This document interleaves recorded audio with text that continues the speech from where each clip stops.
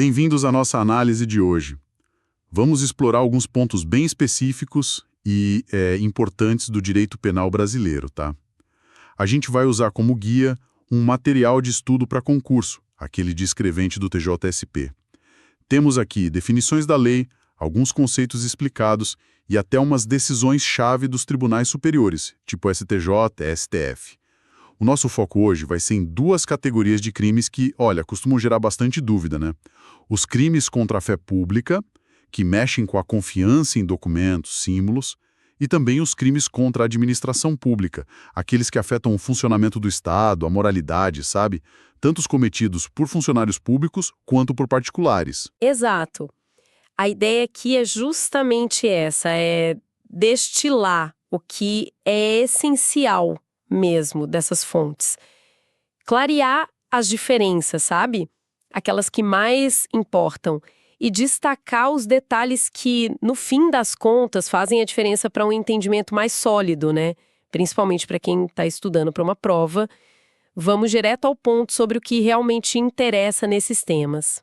Ótimo. Então vamos começar desempacotando essa ideia de fé pública. O que as fontes dizem sobre o que é isso, afinal? Olha, as fontes apontam que a fé pública ela é o bem jurídico protegido nesses crimes. É a confiança coletiva, sabe? Aquela crença geral que a sociedade deposita que certos documentos, símbolos, selos são autênticos, são verdadeiros. Pensa num RG, num contrato, até num selo oficial.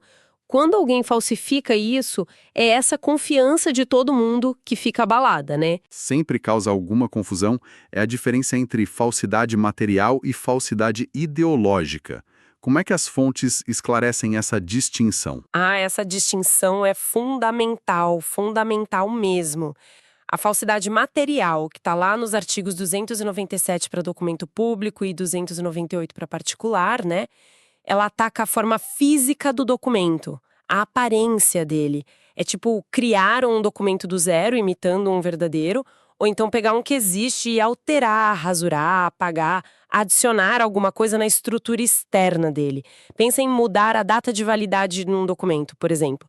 Isso é material. Já a falsidade ideológica, lá do artigo 299, aí o problema não está na forma, não. O problema está no conteúdo, na ideia que o documento está dizendo. O documento em si, ele é formalmente perfeito, sabe? Foi emitido por quem devia, não tem rasura visível, nada disso. Mas a informação que está ali dentro, essa informação é mentirosa. A casca é verdadeira, mas o recheio é falso, digamos assim. Entendi a lógica, forma versus conteúdo. Mas, na prática, imagino que essa linha possa ser meio tênue às vezes, não? As fontes dão algum exemplo para tornar isso mais concreto? Sim, pode ser sutil. As fontes usam um exemplo hipotético, veja bem. Se o Paulo mente quando vai fazer uma declaração, por exemplo, ele diz que é solteiro, mas na verdade é casado, e o escrivão registra direitinho a mentira do Paulo no documento, o documento em si não foi alterado fisicamente, percebe? Ele reflete exatamente o que o Paulo falou. A falsidade está na declaração do Paulo, é ideológica. Agora, pensa na outra situação. A Mariana faz uma declaração verdadeira, tudo certinho. Mas aí alguém pega esse documento e altera o que a Mariana disse. Muda uma palavra, um número importante. Aí sim, a estrutura física do documento foi violada. Isso é falsidade material. A chave é essa. Houve alteração na forma do documento, ou ele nasceu verdadeiro na forma, mas com uma mentira registrada dentro. Isso ajuda bastante a visualizar. E sobre a natureza dos documentos? As fontes falam que alguns documentos, mesmo sendo privados na origem, são tratados como públicos pela lei penal. Isso acontece mesmo? Correto. Acontece sim. O parágrafo 2º do artigo 297, aquele que fala da falsificação de documento público, que tem a pena mais grave, ele equipara alguns documentos a públicos para fins penais. A lista inclui, por exemplo, testamento particular, livros mercantis, ações de sociedade comercial, títulos ao portador ou aqueles transmissíveis por endosso. Falsificar um desses dá a mesma pena de falsificar um RG, por exemplo. E um detalhe importante que as fontes ressaltam: essa lista é taxativa. O que significa isso? Só vale o que está escrito ali, tá?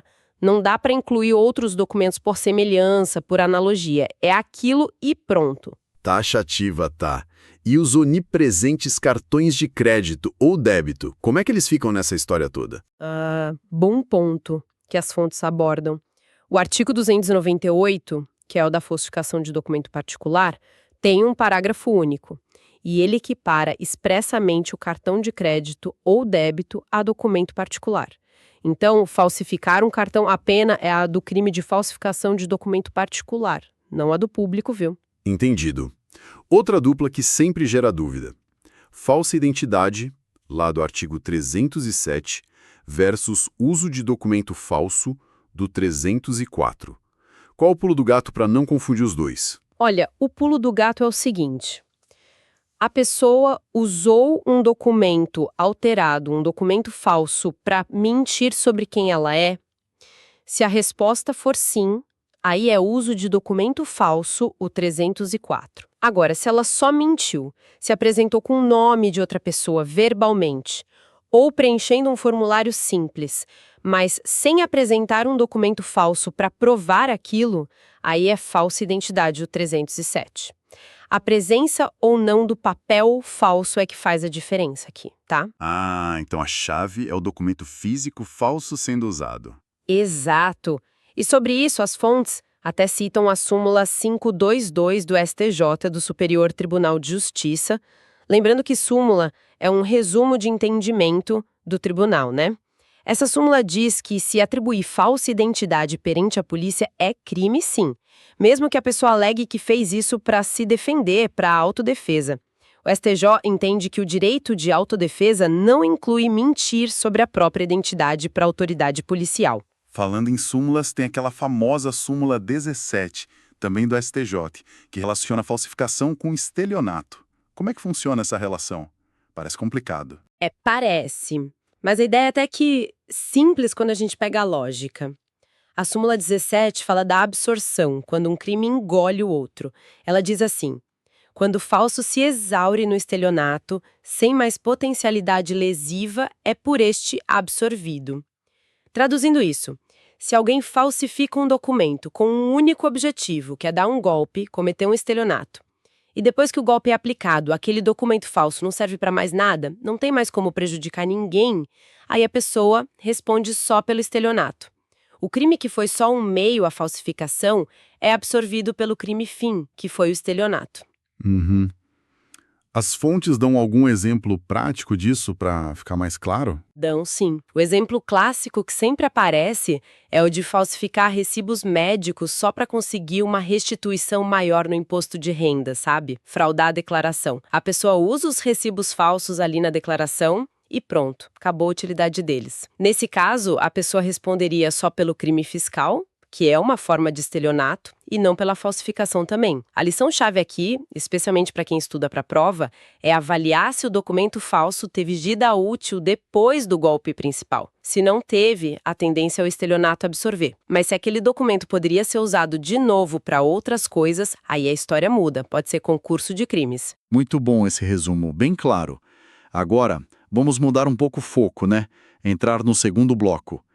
Crimes contra a administração pública. E começando pelos cometidos por funcionários públicos. Uma dúvida que sempre surge logo de cara. Quem que o direito penal considera funcionário público? É a mesma coisa que no direito administrativo ou tem diferença? Não, não é a mesma coisa. E essa é uma pegadinha clássica, viu?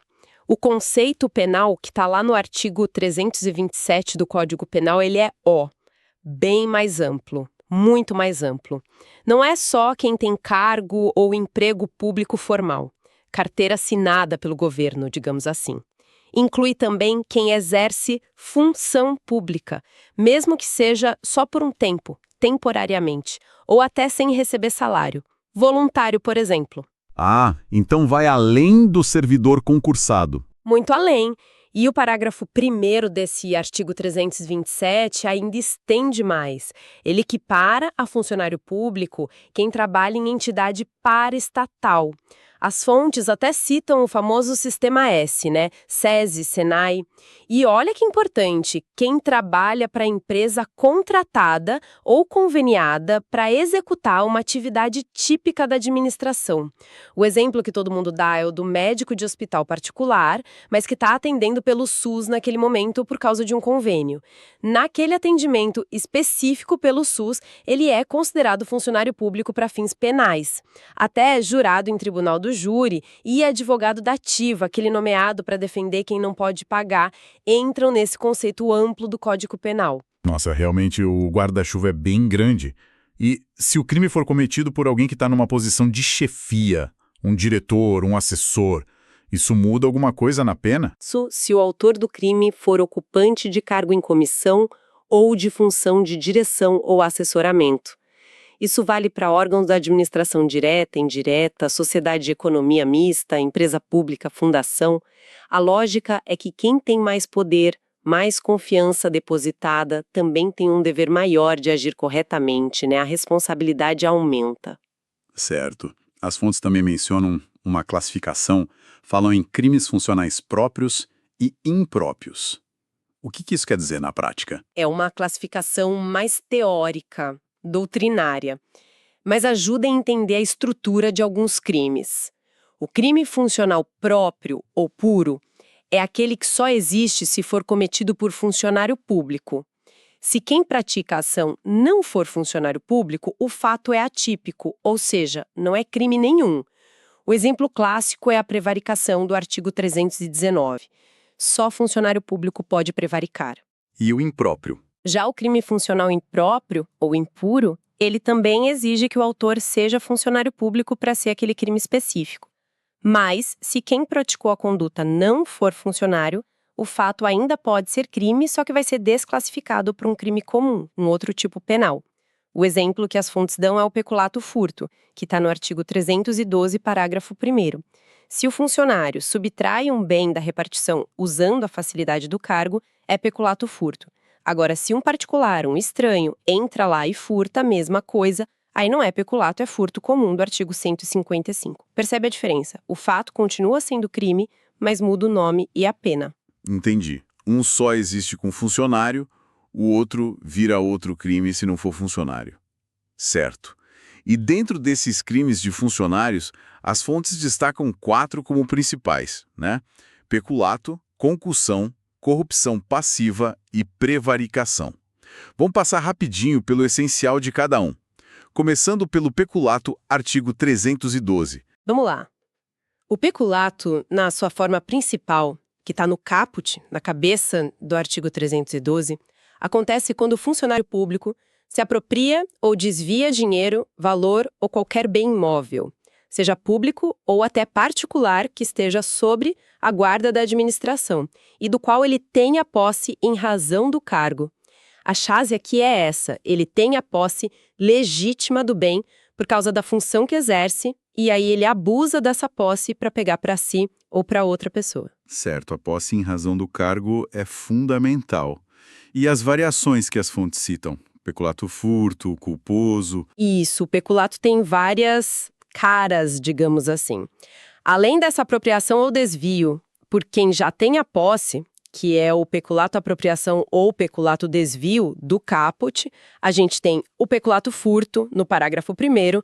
Aqui, o funcionário não tem a posse do bem, mas ele usa a facilidade que o cargo dá para subtrair esse bem ou para ajudar outra pessoa a subtrair. Tem o peculato culposo, no parágrafo 2º. Nesse, o funcionário não tem a intenção de desviar nada, mas ele age sem o devido cuidado, com negligência, imprudência ou imperícia, e por causa disso, outra pessoa consegue cometer o crime, geralmente o peculato apropriação ou o furto por um terceiro. E ainda tem o peculato mediante erro de outrem, no artigo 313. Aqui, o funcionário recebe alguma coisa por engano de um terceiro, no exercício da função, e, percebendo o erro, se apropria daquilo. As fontes às vezes chamam esse de peculato estelionato. Basicamente, são diferentes formas de prejudicar o patrimônio público ou particular sob guarda da administração, sempre com o funcionário abusando da sua função, seja com intenção ou por falta de cuidado. Entendi as modalidades. E aquela história que sempre aparece, do peculato de uso. Usar o carro oficial para ir ao shopping, por exemplo. Isso é crime de peculato ou não? Esse ponto é polêmico e as fontes mostram isso. A visão mais tradicional, e que ainda parece ser majoritária, principalmente na STJ, segundo o material, é que usar um bem público que não se consome com o uso, tipo um carro, um computador, e depois devolver direitinho, não seria peculato. Por quê? Porque faltaria o animus rensibi habendi, a intenção de se apropriar definitivamente da coisa. Seria talvez uma infração administrativa, funcional, mas não um crime de peculato. Mas tem controvérsia. Tem. As fontes alertam que existem decisões mais recentes, principalmente do STF, que consideraram que o mero desvio da finalidade do bem usar para fim particular o que era para uso público já configuraria o peculato desvio, mesmo sem a intenção de ficar com o bem para sempre. Então, é um ponto de atenção, sem dúvida. Há uma divergência aí entre os tribunais superiores. A dica para a prova é lembrar que a visão majoritária ainda tende a não considerar crime o mero uso, mas saber que existe essa discussão e que o STF já se posicionou de forma diferente em alguns casos. E claro, essa discussão toda só vale para bens que não se consomem com o uso, né? Bens infungíveis. Importante essa ressalva da divergência. E no caso específico do peculato culposo, aquele por falta de cuidado, se o dano for reparado, o que acontece? Aí tem uma regra especialíssima e muito importante. Está no parágrafo 3º do artigo 312 e vale só para o peculato culposo, tá? Se o dano for reparado antes da sentença penal final, aquela que não cabe mais recurso, a punibilidade é extinta, ou seja, a pessoa não recebe pena nenhuma. Agora, se a reparação acontecer depois dessa sentença final, a pena ainda existe, mas é reduzida pela metade. Esse é um benefício exclusivo da modalidade culposa do peculato, viu? Não vale para as outras formas dolosas. Ok, anotado. Próximo crime da lista, concussão, artigo 316. Qual é o verbo que define esse aqui? O que o funcionário faz? O verbo-chave aqui é exigir.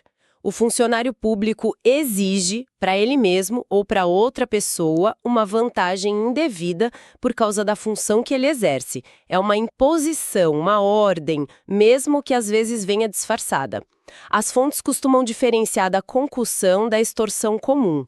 Na concussão, a ameaça ou a pressão está ligada ao poder do cargo, sabe? Tipo o fiscal que exige dinheiro para não aplicar uma multa devida. A vantagem é indevida e a exigência se baseia na função. Exigir. E a corrupção passiva, lá do artigo 317, qual a diferença para a concussão, então? Parece parecido. Parece, mas a diferença é crucial e está nos verbos de novo. Na corrupção passiva, os verbos são solicitar, receber ou aceitar promessa de vantagem indevida. É uma postura menos agressiva, menos impositiva que a concussão. O funcionário pode pedir a vantagem, solicitar. Ele pode receber uma vantagem que alguém ofereceu espontaneamente, receber. Ou ele pode simplesmente concordar com uma oferta que vai se concretizar no futuro, aceitar promessa. Então não tem exigência. Não tem a exigência. A iniciativa pode até partir do particular e, nesse caso, o particular comete corrupção ativa, do artigo 333, e o funcionário só aceita. Ou o próprio funcionário pede, mas sem aquela carga de exigência da concussão. A postura de quem pede ou aceita, não de quem impõe. Entendi a diferença. E tem uma forma que chamam de privilegiada no parágrafo 2º desse artigo. O que é isso? Tem sim. É uma situação bem específica. Acontece quando o funcionário pratica, deixa de praticar ou retarda um ato que deveria fazer, um ato de ofício, infringindo o dever funcional dele, mas ele faz isso cedendo a pedido ou influência de outra pessoa. E, importante, ele não está buscando vantagem para si mesmo.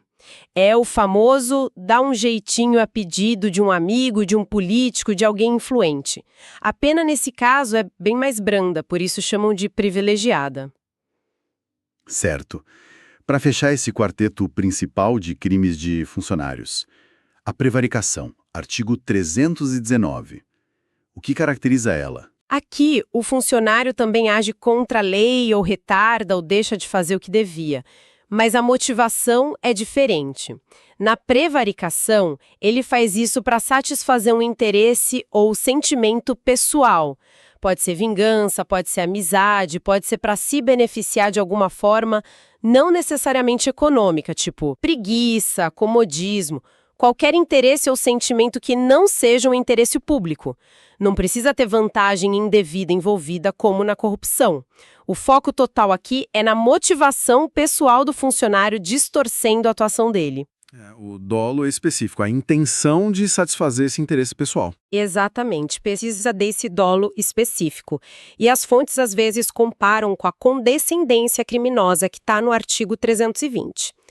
Na condescendência, o funcionário superior deixa de responsabilizar um subordinado que cometeu uma infração ou não leva o fato ao conhecimento da autoridade competente.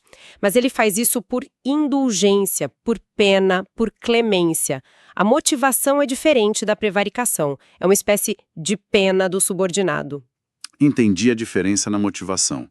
E para fechar essa parte dos crimes de funcionários, tem a súmula 599 do STJ. Qual a mensagem principal dela? Parece importante. É importantíssima, principalmente para quem estuda para concurso.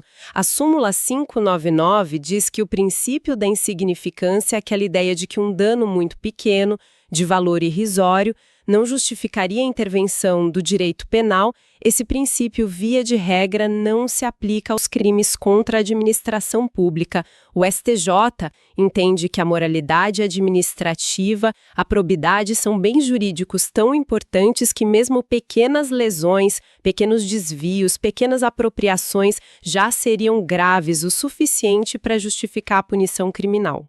Ah, então mesmo que o valor seja baixo, tipo peculato de alguns reais, ainda assim é crime. Em regra, sim. Para o STJ, não tem essa de valor mínimo para configurar peculato, corrupção, concussão. A ofensa à moralidade administrativa já existe. As fontes até mencionam que o crime de descaminho, que é não pagar imposto sobre mercadoria que entra no país, seria uma exceção, por ter uma natureza mais tributária. Lá sim se aplicam valores mínimos. Mas para os outros crimes contra a administração, a regra é não se aplica insignificância. Ponto crucial para provas mesmo. Agora, vamos inverter um pouco a perspectiva e olhar rapidamente os crimes cometidos por particulares contra a administração pública. Quais são os exemplos que as fontes destacam mais? 229. O que é ele? É se opor à execução de um ato legal, usando violência ou ameaça contra o funcionário competente para executar aquele ato, ou contra quem está ajudando ele. O ponto-chave aqui que sempre cai em prova. O ato que o funcionário está tentando executar tem que ser legal. Se o ato for ilegal, abusivo, a resistência do particular pode até ser justificada, não seria crime. E outro detalhe, a violência que a pessoa usa para resistir, ela é punida à parte. A pessoa responde pela resistência e também pela lesão corporal ou outra violência que cometeu, em concurso. E a pena da resistência ainda aumenta se por causa dela o ato legal não conseguir ser executado. Certo, tem que ser ato legal e a violência punida separadamente. E se o particular não usa violência, mas simplesmente desobedece uma ordem? Aí pode ser outro crime. A desobediência do artigo 330. É simplesmente descumprir uma ordem legal de um funcionário público. Mas aqui tem uma pegadinha importante. A desobediência a um crime subsidiário. O que isso significa? Ele só se aplica se já não existir uma outra lei administrativa ou penal que preveja uma sanção específica para aquele descumprimento. Se já tiver uma multa prevista, por exemplo, ou outra consequência, aí não seria crime de desobediência. Ah, entendi. Tipo, se já tem multa por parar em local proibido, não é desobediência desobedecer a placa. Exato.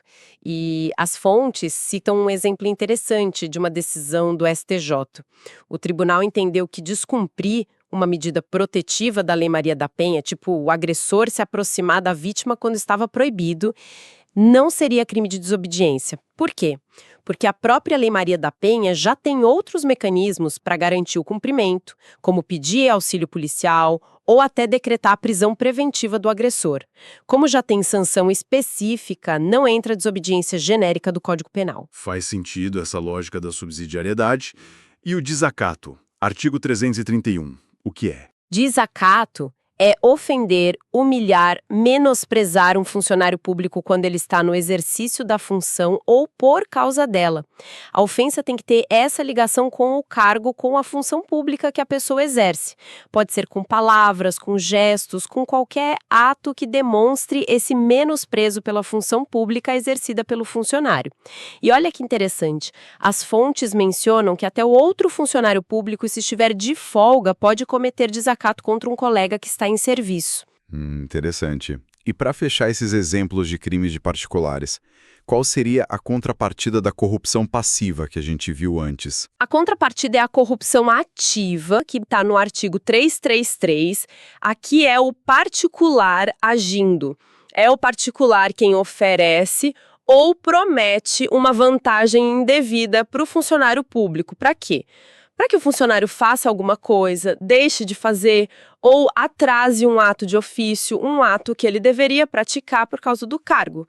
É a tentativa do particular de comprar, de corromper o funcionário.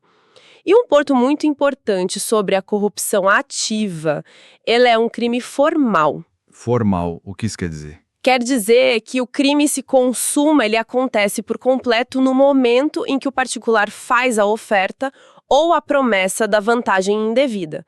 Não precisa que o funcionário aceite, nem que ele receba a vantagem, nem que ele efetivamente faça o que o particular pediu.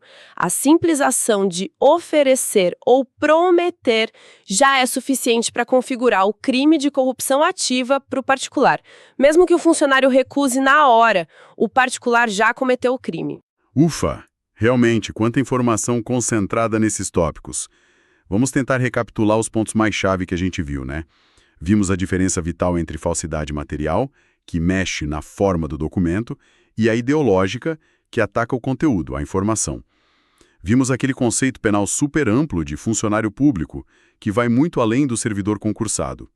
E passamos pelas distinções cruciais entre peculato, que envolve apropriação ou desvio por quem tem a posse ou usa a facilidade do cargo, a concussão, onde o verbo é exigir, a corrupção passiva com solicitar, receber ou aceitar promessa, e a prevaricação, marcada pelo interesse ou sentimento pessoal.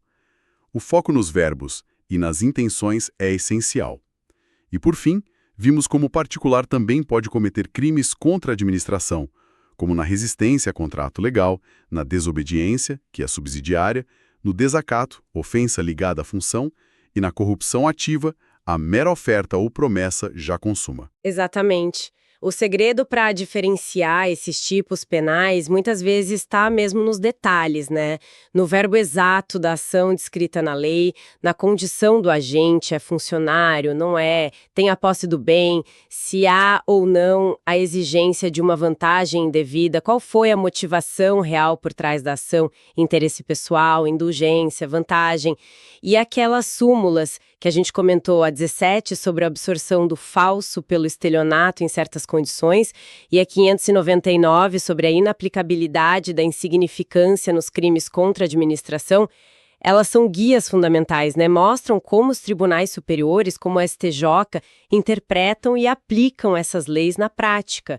São dicas valiosas para quem está estudando. Foi uma análise intensa desse material, mas focamos no que realmente importa para entender esses crimes tão relevantes. Esperamos que tenha ajudado a clarear as ideias de quem nos ouve.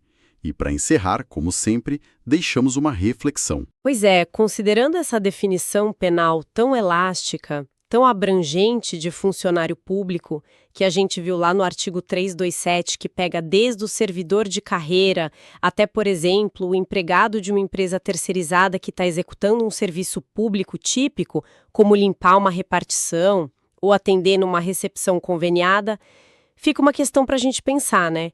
Com a complexidade cada vez maior das parcerias público-privadas, com a terceirização crescente de serviços que antes eram exclusivamente estatais, até onde essa fronteira entre o público e o privado pode se tornar ainda mais nebulosa, ainda mais tênue?